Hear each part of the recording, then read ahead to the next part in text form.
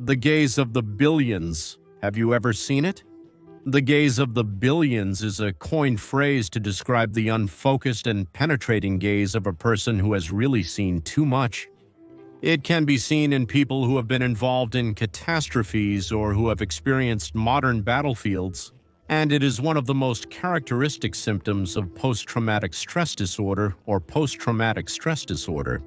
Its origin dates back to World War I, particularly to February of 1915, when the medical captain and psychologist Charles Samuel Myers was writing an article for the Lancet newspaper where he examined the case of 3 soldiers who were experiencing very varied symptoms and that at that time seemed quite strange. Myers was surprised by these symptoms and began to study them. The soldiers had been exposed to artillery fire and had fought for days before starting to suffer the symptoms. We must take into account that World War I was a conflict where technology had advanced too much and in a completely disproportionate way. Since the Napoleonic Wars, at the beginning of the conflict, the armies, with their obsolete paradigms, clashed with the deadly modern battlefields, which were much more dangerous and lethal than those of yesteryear. The soldiers imagined the battlefields in a way that by that time no longer existed, and the harsh blow of reality and intense stress caused mass psychological problems in the regular troops. The soldiers, when exposed to combat, began to suffer from disproportionate fear, anxiety, mania, mental confusion, hallucinations, visions, memory loss, severe psychosis, and in some quite severe cases, complete mental collapse.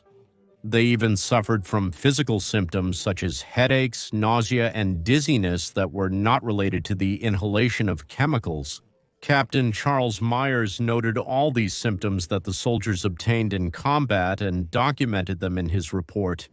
Subsequently, Dr. William A. Turner, in his study on how witnessing extreme violence in combat can affect an individual, and based on Mayer's report, there is a relationship in all the symptoms that Captain Mayers found in the soldiers, and he named the disease shell shock or war neurosis. Turner was probably the first to realize that the shell shock. It was not a condition that a soldier would get, for example, from receiving a very close artillery shot, but it was a condition that you could get from prolonged exposure to combat. He also identified specific conditions in combat that increased the likelihood of getting the disease, such as the intensity of the battle and the length of exposure to it. Before these studies, it was very common for soldiers with this pathology to be brought to trial or to be executed for treason, for not obeying orders or directly fleeing from combat. Since the soldiers who suffered from shell shock had no intention of fighting, precisely due to the increase in cases of disobedient soldiers and behaviors that bordered. The madness was that they called many doctors like Mayers and Turner to discover the origin of the problem and treat soldiers with this condition. Even centers called Myers Centers were created for the treatment of this specific disease. Particularly, these 2 doctors treated the soldiers with hypnotherapy and psychotherapies, and also treatments based on rest, treatments that cured, but in a slow and progressive way. Most of the time, the soldiers did not return to combat, and for a few years, thousands of soldiers were treated in this way. But as the intensity of the conflict, the cases of soldiers with shell shock were increasing.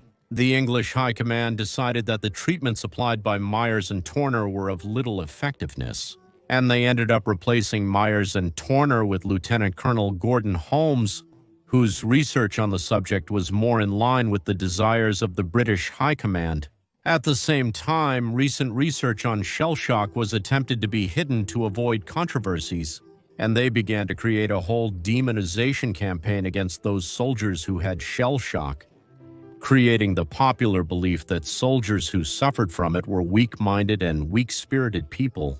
Dr. Holmes's studies, officially recognized by the British government, stated that soldiers suffering from war neurosis or shell shock were just having an attack of cowardice and had some mental weakness. Social discrimination towards those suffering from war neurosis and British national interests led to the closure of the major treatment centers for the disease. sending thousands of sick soldiers home and the most severe to psychiatric centers. Many of these severe patients with shell shock disease were treated with really brutal experimental treatments, such as electroshock therapy. Electrodes were connected to the soldier's neck and arms, and electricity was passed through the patient's body, while he was verbally reprimanded for his improper behaviors. This therapy was carried out until the 80s. Things like extinguishing cigarettes on the patient's tongue and placing hot iron objects on the patient's chest were also done, while repeating phrases that reprimanded the soldier's cowardly behavior. And so it went on until the conflict ended. Many soldiers suffering from the disease chose to keep it a secret for fear of being labeled as cowards or being directly placed in psychiatric centers. As the conflict had ended, the number of studies on the subject dropped considerably to almost no studies. Decades would pass until World War II. Then the studies would be resumed due to the increase in people with symptoms similar to shell shock. This time, studies appeared that were not biased by national or political interests.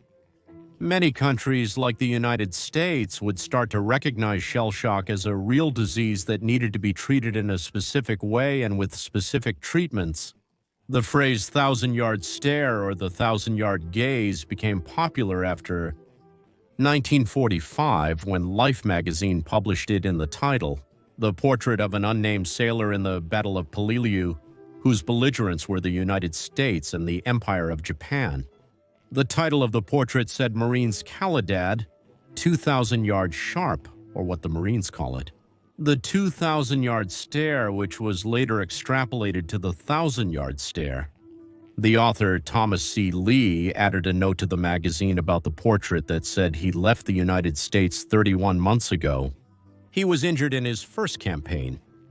He has had tropical diseases, sleeps half the night, and pulls the Japanese out of holes all day. 2/3 of his company have been killed or injured, and he will attack again this morning. How much can a human being endure? All of this caused great shock in society and made people aware of everything that soldiers suffer in campaign and about the psychiatric illnesses they can get from their work. Today, shell shock, or as it is known today, post-traumatic stress disorder, is considered a disease, and the soldiers who suffer from it no longer serve or are discharged. In most countries, they receive a pension, as it is considered a disease that greatly limits the ability to readapt to society. Thank you.